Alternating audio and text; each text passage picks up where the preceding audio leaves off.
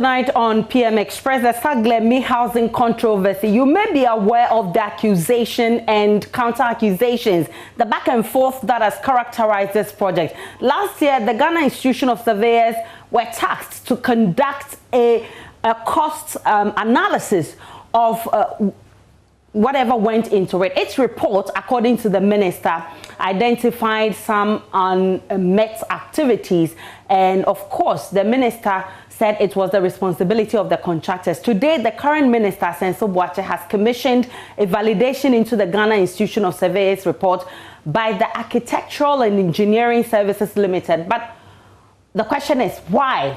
Why a validation now? So tonight we ask, is it government negligence or the results of a grand corruption, or the results of corruption that has brought us where we are now? Let's do a few calculations to actually understand the figures we're playing with. So today at the press briefing by the Works and Housing Minister, he said, both my predecessor and myself repeatedly pledged the government's intent to continue and complete the Saglemi housing project. That's according to the minister. He says by 2017, the Ministry of Works and Housing alleged anomalies in the execution of the contracts, leading to a significant shortchanging of the state, running into tens of millions of dollars. And let's look at the graph. This was the initial housing units, 5,000 units to be built with some $200 million. And he says the plan has changed as at the time Parliament approved the deal. He said the original output target for the project was 5,000 units at a total cost of $200,000. But that was drastically, those are his words, drastically and surreptitiously reduced to 502,000 units.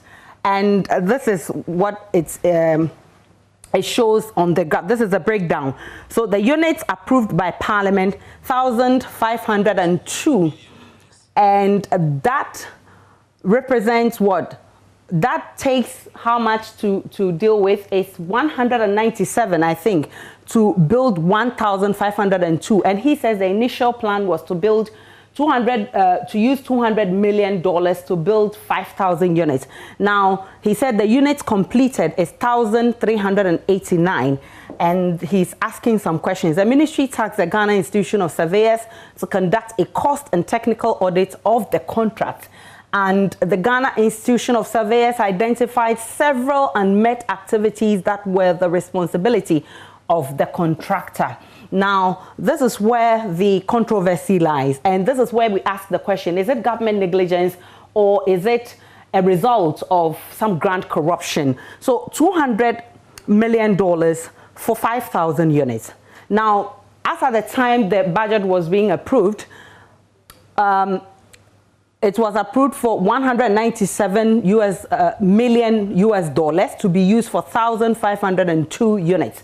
And those are where the minister is asking questions about. So he has commissioned a validation into the Ghana Institution of Surveyors report by the Architectural and Engineering Services Limited, AESL.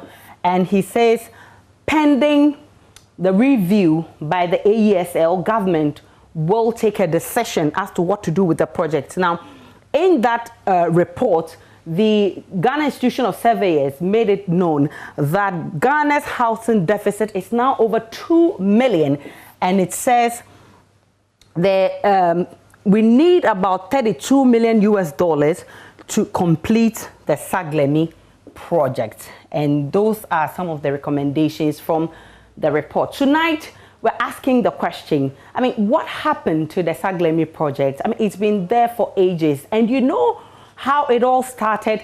I'll take a break. When I return from this break, I'll tell you how this whole conversation reignited.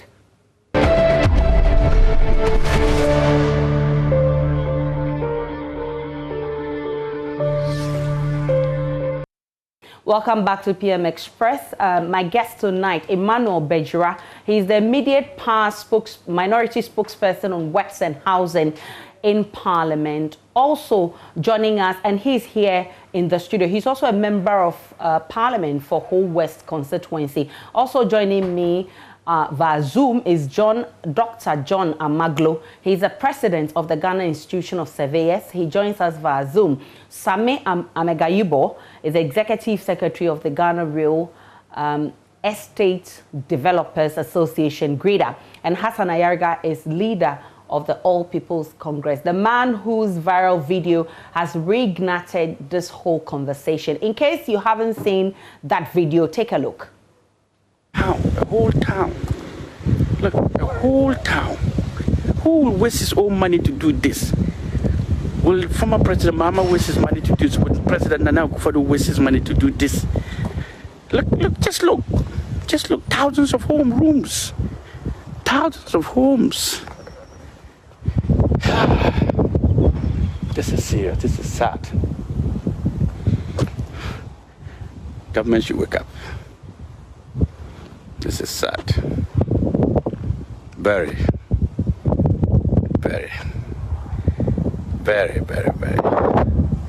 I just came and bought 50 acres of land just close to this place. To put up my own housing project. But if I look at this, I get sad. I have just acquired 50 acres close to this place. And can we be sure that we're doing the right thing as government? Can we be sure? Are we serious? Anyway, I am calling the president to make good use of this place for the people of Ghana. Or else, very soon, I will invite Ghanaians to come and start living here for free. I think it would be better if they start living here for free. Okay. So that was the video by Hassan Ayariga that has got many talking. Well, the Minister for Works and Housing, Asenso Boache, has been reacting to this. Listen. The ministry tasked the Ghana Institution of Surveyors to conduct a cost and technical audit of the contract executed by the contractors in the context of the variety of agreements and commitments made by the parties to the project. Upon completion of the audit, the Ghana Institution of Surveyors estimated that an approximate amount of $32 million will be needed to complete the project. The Ghana Institution of Surveyors identified several unmet activities that were the responsibility of the contractor, and a press conference was held in this effect. Based on the foregoing, and in view of the absence of the critical primary infrastructure, the ministry sought the advice of the Attorney General, who subsequently recommended for the issue to be referred to the Police Criminal Investigations Department, CID, for criminal investigations into the matter. However, having understood the complexity of the issues surrounding this project, upon assumption of office as the new sector minister for Works and Housing, I directed the Architectural and Engineering Services Department, AESL, a consultancy agency under my ministry, to validate the report of the Ghana Institution of Surveyors and advise accordingly. As recent as 18th March 2021, I have personally visited the project site and have acknowledged the urgent need to complete the project, notwithstanding the complexities of the project. The ministry believes that if the aim of the video was altruistic, as the voice-over narrator attempts to communicate, the thrust of the message would have gone beyond the appeal to populism from what is clearly a superficial dab at the challenges confronting the Saglemi project. For the record, the government of His Excellency, the President, Nana Addo Dankwa Akufo-Addo, upon assumption of office in January 2017, has recognized the urgent need for the rapid resolution of these challenges, thorny as they may be, in order for these properties that have been developed at great cost to the state to be completed and made available to the citizenry. Well, that is Minister for Works and Housing, Asenso Boache, making that point there. Mr. Erga, if you are on Zoom, this is how the minister describes your action as populist. And he says, I mean, you heard what he said in that video, but more importantly, he says he's commissioning a validation into the report of the Ghana Institution of Surveyors by the AESL. Satisfied? Good evening, and good evening to your cherished viewers, and to the panelists in the studio and those via Zoom. I'm grateful for the opportunity.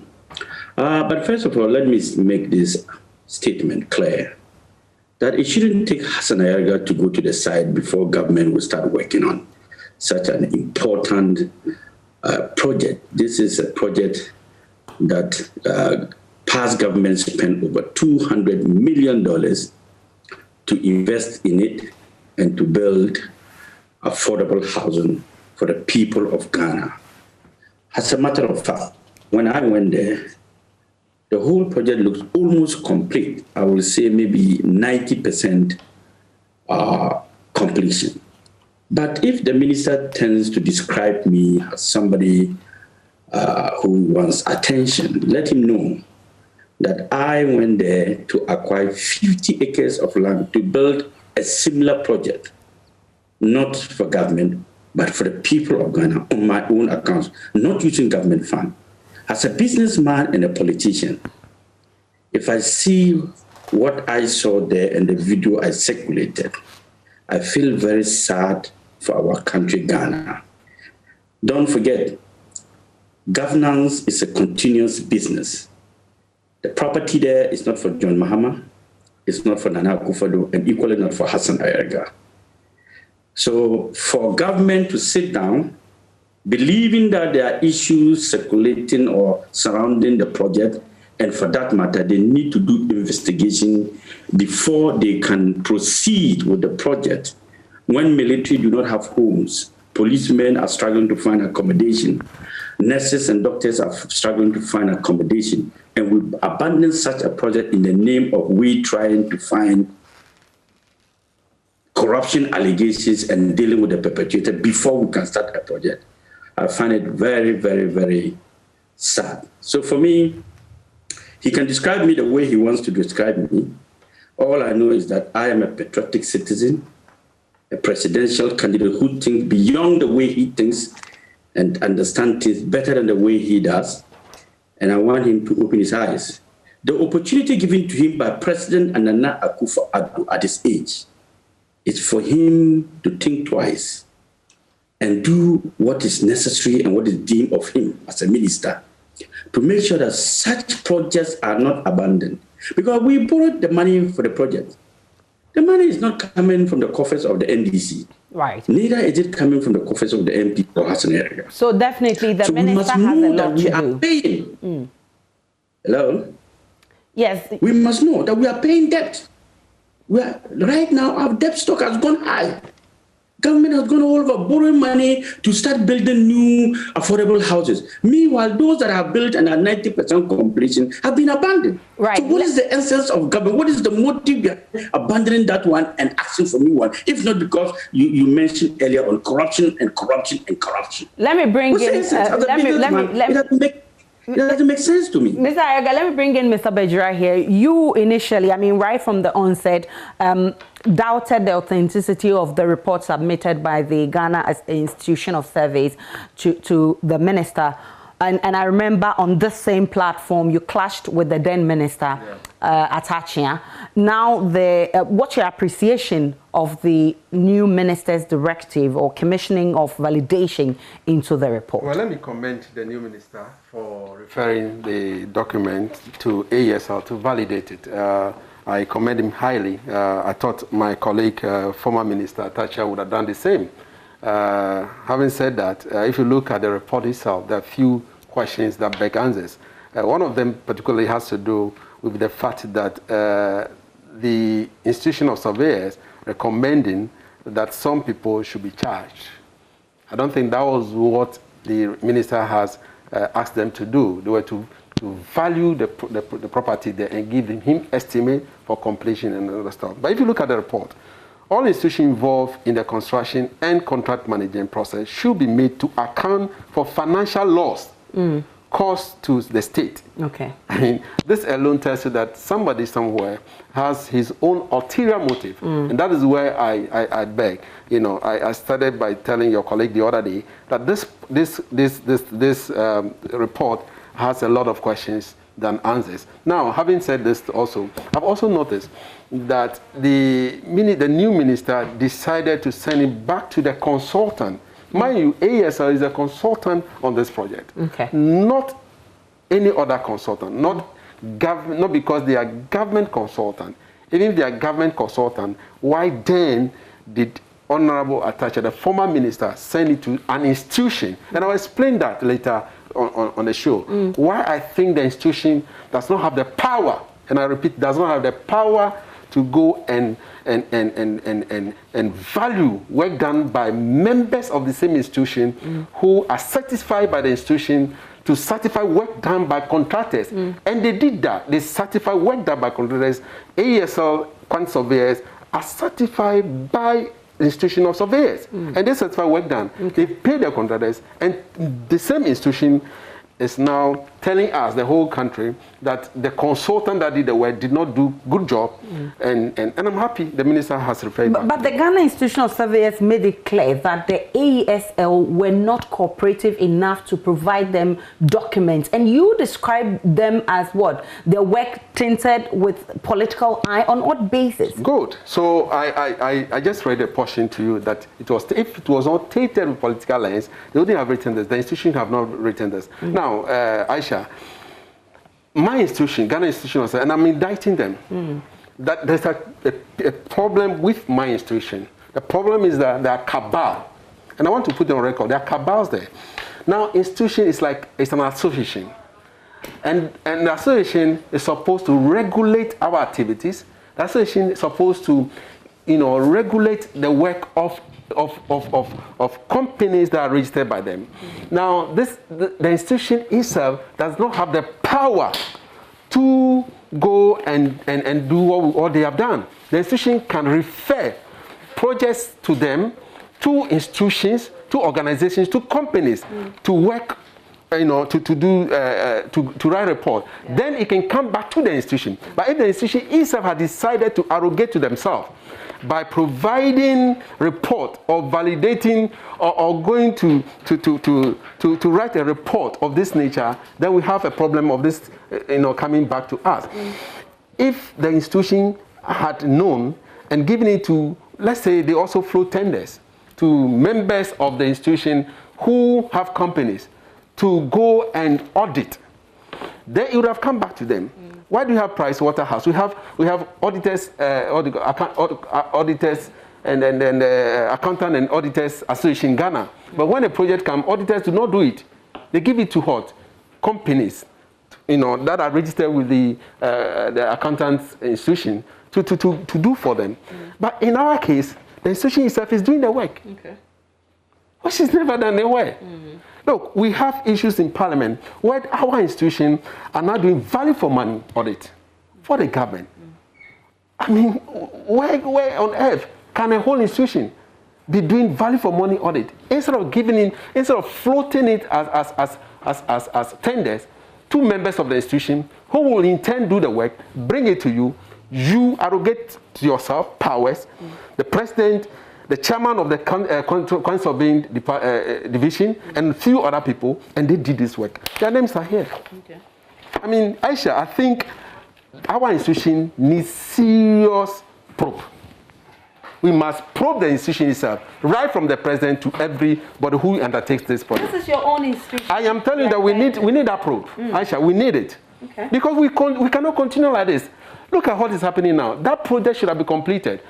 It took my friend, what's his name, Hassan Hariga, to go to the site. When I took media men in 2019, media men to the site to see what has happened, what is going on there. I mean, we talked about it, I was here, and that was it. But now Hassan Hariga, a citizen, has gone there, and the whole world. At that time, I was saying that this thing has been left to rot. Why can't we look for money and complete it for other people, for people to inhabit? Okay. So that if you have any problem with completion or not completion, then you can now deal with the police. But you left the house to rot for 4 years. Now we have to look for money to complete the house. Who are you? Are you to blame? Dr. Amaglo is here, and it's fair for me to give him the opportunity. Dr. Amaglo, Mr. Bejra makes a point about you not getting the full complement of the documents that really you needed to aid your work. Wouldn't it, and of course, you admit to that fact that the AESL was not cooperative, but wouldn't you have saved all of us the issue of you submitting reports and now the reports being submitted back to AESL for validation? Aisha, thank you very much for the opportunity, and I want to say a very good evening to your cherished viewers, and good evening to my fellow panelists, and to Honorable Bejra, who is a member of the Ghana Institution of Surveyors. I want to put on record the Ghana Institution of Surveyors is a professional body comprising of 3 distinct divisions: quantity surveying, land surveying, valuation, and estate surveying divisions. And each and every division is a profession on its own. I also want to put it on record that this is not the first time Ghana Institution of Surveyors as a professional body have been undertaking projects of this nature from either government, private, or other organizations. We have what it takes to do this kind of thing when it comes to infrastructure development. I'm only worried that as the norm, anytime we engage in this sort of project or audit, we submit our findings to our client, and our client has to come back with comments for us to review. But surprisingly, this one is not happening like that. This thing started last year, where a report that was submitted finds itself in the media, and we start asking questions. So I will say that even here on this Zoom platform, I do not have any feedback from our client, who wrote to us on the 3rd of April 2020 to undertake this assignment with specific requirements, which we have done. So if I am on Zoom, do I have the authority of my client to start discussing the contents of a report? But it's actually the minister who made mention of this report first on this platform last year. Yes. I'm setting the premises for my argument just for us to actually have a clear indication as to why this is different. Okay. We've been doing a lot of these projects. The norm is the client should come back to you with his findings or some clarification. After you answer, then it means the report is accepted for discussion. And after that, the client owns the report. It is only when the client needs some clarification and write back to the institution that we need clarification, we do that. But this one, we are actually discussing this issue in the public domain. It has become public interest. What I would say is this: we as the institution, having been doing this kind of audit for a very long time, we have what it takes to actually do this kind of work. And this one in particular does not have only surveyors, it cuts across other built environment professionals. Including the AESL. And not necessarily AESL as an institution or as a body. As a consultant. But yes, we need to be able to actually do this kind of audit. You need engineers to also come in. So when a letter is written to the institution through the president first look for the organizations, the firms in the institution that have the capacity. After the report is submitted, the institution owns the report. And that's why you see my signature there as the president. Okay. So I want to just correct this impression that a project was given to GHIs and GHIs does the project. So who exactly? It never happened like that. Who worked on this project, if I may ask?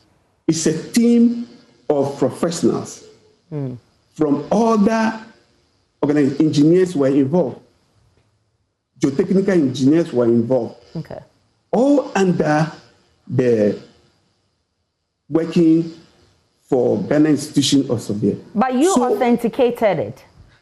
So once the assignment is given to the institution falls on firms within the institution and outside to deliver.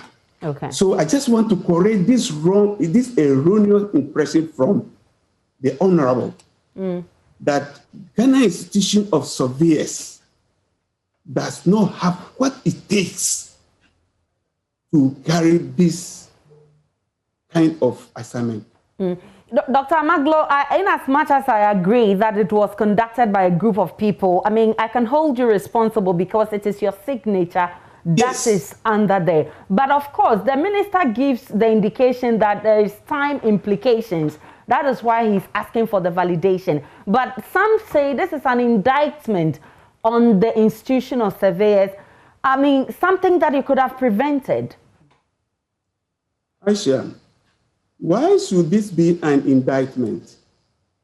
If the ministry receives a report and finds it necessary to review it, I told you earlier on that we were expecting to receive comments, clarifications from the ministry. That is our client to respond to bring this report to a closure. But if the minister, the honorable minister, find it necessary to let a validation process take place by AESL, for them to get comments and come back to us, there is nothing wrong with it. It could be any other institution that has also got the capacity to vet our report. If the ministry itself does not have the capacity to review our report and get back to us for clarification. So it is not an indictment at all. You sincerely believe that it is not an indictment. Dr. Amaglo, you sincerely believe that the validation will not make any difference? I want to say that the contents of the report, any other institution apart from AESL should be able to get the report and then do their independent investigation, independent validation, not only AESL. Any institution that has the capacity should be given the opportunity to validate the report and come back with their findings, so that we have our report, Ghana Institution of Surveyors report, a report from AESL on this same project, and get any other institution that has the capacity. It is only then that we can compare the contents and know whether AESL validation is an indictment on GHI's work. No, it is not an indictment. Because we did not receive any review from them. So if AESL will give them the review so that they will get back to us for any clarification, fine, that is it. And you believe that it will not make any difference? Read my lips. The project is on the ground. Anyone who goes there will come out with the findings. The variation will not be far from what we have in our report. We are waiting for that review. Right. Let me bring in Mr. Sami Amegaibo. He is executive director of the Grader. How much of importance should we place to the Saglemi project? Because in that report, the Ghana Institution of Surveyors submitted to the minister last year, they indicated how important or the urgency we must attach in completing the Saglemi project to bridge the housing gap. Let me find out from you, where are we now? Are we bridging the gap or is the gap widening?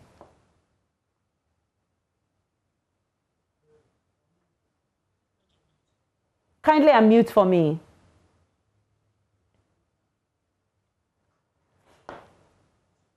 Okay.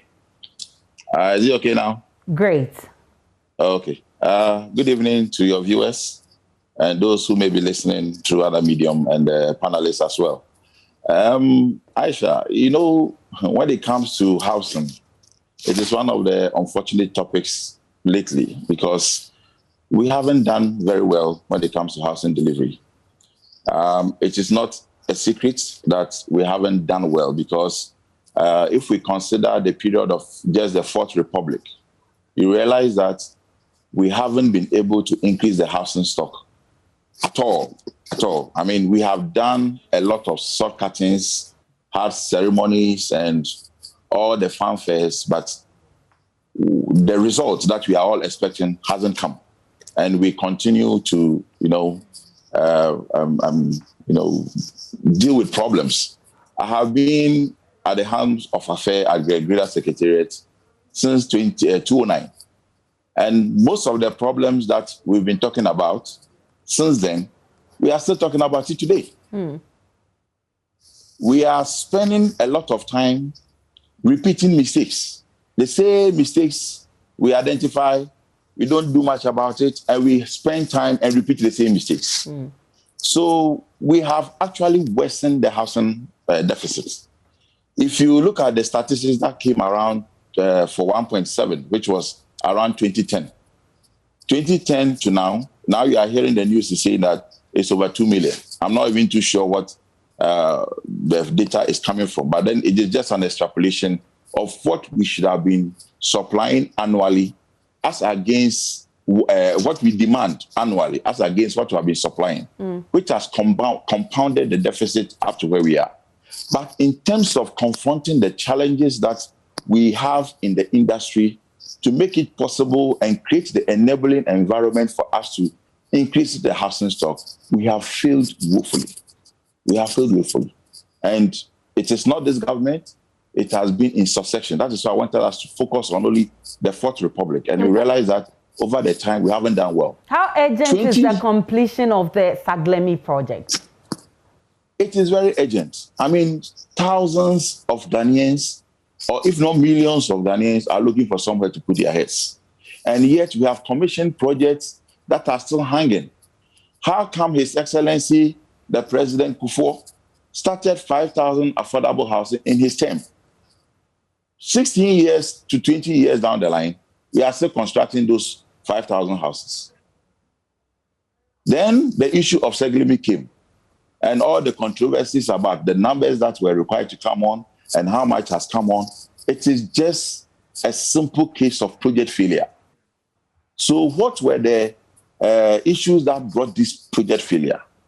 Okay, now we are discussing. I remember the time the past minister and the honorable were on the same set discussing this same issue. I was just monitoring. I was wondering, why are we discussing how much successes we have chopped, or we are discussing how much failures we have encountered. In fact, it is sad. And we have to take steps as a nation to deal with this problem. The Saglemi issue, as we all know it, now it is going under investigation. There's controversy about who is eligible to do it and all that. What we could have done since it was identified as a problem was to ring-fence the project, ring-fence the problem. When you have a problem on a project, you put a fence around it, you ring it, and then decide to continue it whilst you have taken stock of the problem. If you take the stock of the problem and identify who are liable for it, you can deal with the problem at any time. But to keep the project going, we are incurring more costs. We are incurring more costs. So I am very enlightened and happy to hear this current minister. Unfortunately, by now he should be in his honeymoon. But he has been, hit with this unfortunate problem that he didn't take part. And he now has to deal with the problem. So I am happy that at least he has mentioned that he is going to deal with it and he's going to complete it. I find that statement very important, that we should help him to take the necessary steps to complete it. But don't forget, that is based... all those who are culpable or any problem that has arisen out of this project should be seriously looked into, and anybody punishable should be punished for it. And of course, the minister bases his completion of the project on a validation that is supposed to be taken by the AESL. And he says a review of that will, determine government's next step. When I return from this break, I'll find out from Mr. Bejura and the other members on the panel what this means to bridging our housing deficit or the completion of the Saglemi project. Stay with me. I'm coming right back.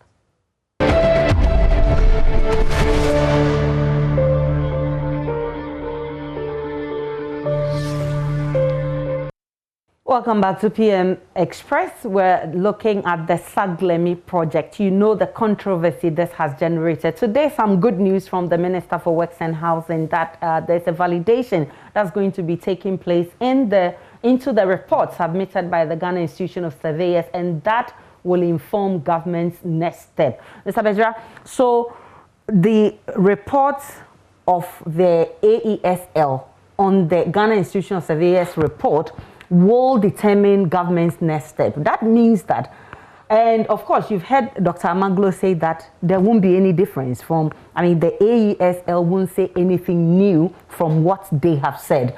It means that we are coming back to square one if that happens. Well, if I heard the minister well, he said, irrespective of the fact that some people will be indicted or the case has been referred to the CID by his predecessor, he is of the view that this project should go on, and that when ASL comes out with their validation, they have to look for money to complete the project. That is a positive answer from the minister, and I think that the minister will go with his word and to complete the project, just as Mr. Amebo has said. Having said that, Aisha, I think my colleague from the grader has mentioned that it's a project failure. It is indeed a project failure. All housing or affordable housing project has been failure over the years. Why do I say failure? When you have a project, you start from planning to completion, and there were some few problems with this agreement, especially. I know of this agreement, therefore I can mention this agreement one. If you look at the report, from the time that it came to Parliament, I was then the first timer in Parliament in 2000, and I noticed that the contractors were to put up what we call the main building without the basic infrastructure, the road networks, and the water to the site and so on and so forth. Those things were not part of it. So government was supposed to do that. Government was supposed to at least do what we call site and services, bring water to the site, provide road networks, drainage and so on and so forth, so that the main contractors will put up the carcass, the main building, and then continue. But that was not done. So the contractors, the main contractors, will have to now use part of the money to do the site and service, the road networks, and then before started the main construction. Those were the project failures. If government knew very well that they do not have the money to provide site and services for the contractors to put it up, then they should have asked the contractors to add that cost to their main initial cost, which will be automatically more than that. Because if you look at, I can show you afterwards, I can show you, if you look at the cost parameters between AESL at that time and some estate developers and that of the OAS people, the contractors, you see that the cost, OAS cost was lower than all of them. Others included the site and services in their costing, which OAS did not do. So it was a complete failure. Maybe from the planning side, our colleagues at the ministry at that time should have looked at it. Or they were expecting that government would have provided, those initial infrastructure, which was not done. I think going forward, we should look at things holistically. We should not start a project and then, leave it somehow, as we have in Pung, in Kofodia, we have some Tamale, all over, dotted all over, and we were not able to complete it. What do you want to see in the validation that is going to be done by the AESL? Well, my president says that nothing new will change. I don't understand why he said nothing will change. I think there will be a lot of things that will change, because if I am the consultant and I work on a project with all my expertise, and somebody else came and prepared another report, and he's brought back to me as a consultant, you've indicted me, Aisha, your guest. He says it's not an indictment on the other. Well, if you read the report, I don't know whether you've gone to the report. If you indicted people in this report that you're supposed to do so and so, you didn't do it, and therefore you should account for it, and you brought it back to me. So you expect the AESL to reverse all that? Well, we are waiting for AESL's validation report. that will not come from me. Dr. Amaglo here. Doc, what are expectations of the AESL that will begin a validation of your work?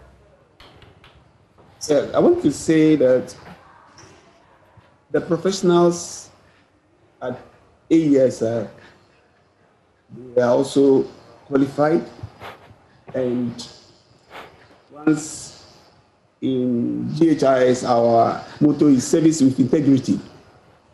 If that is what is going to be the motto for the validation, I'm saying that the findings, the variations will not be much.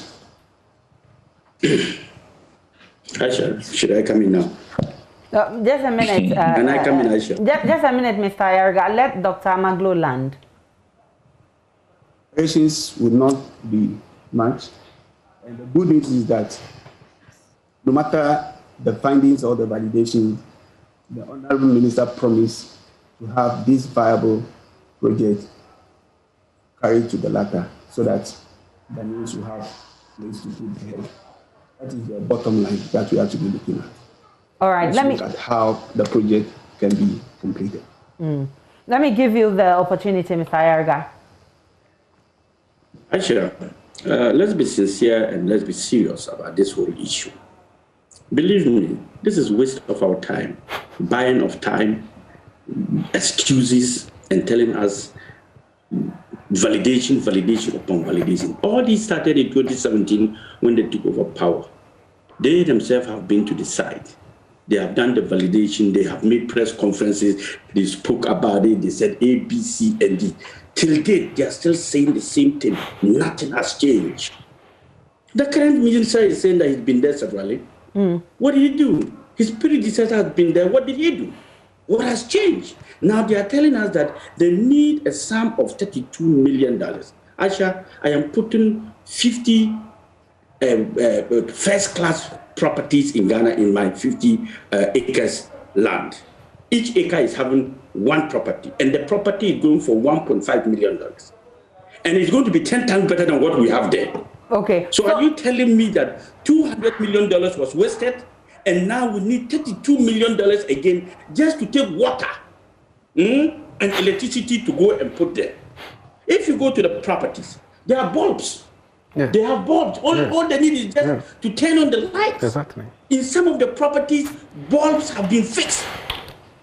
What are you talking about, $32 million? I mean, this corruption level is getting on my nerves. Those property there, you need another $32 million to build a new property or to do what? So what do you expect? Do you know how much what do you expect from the minister or the government as this validation process is yet to begin? He says it will take 30 days. You see the point again? What was the validation done in 2017? What happened to that one? They did it in 2017. What's wrong with that one? Has anything changed? Have they increased the number of houses for us to say they did another validation? No. Like my brother said, we are not just serious in the housing deficit. We're not dealing with it. We have 5.7 million housing deficit. 5.7.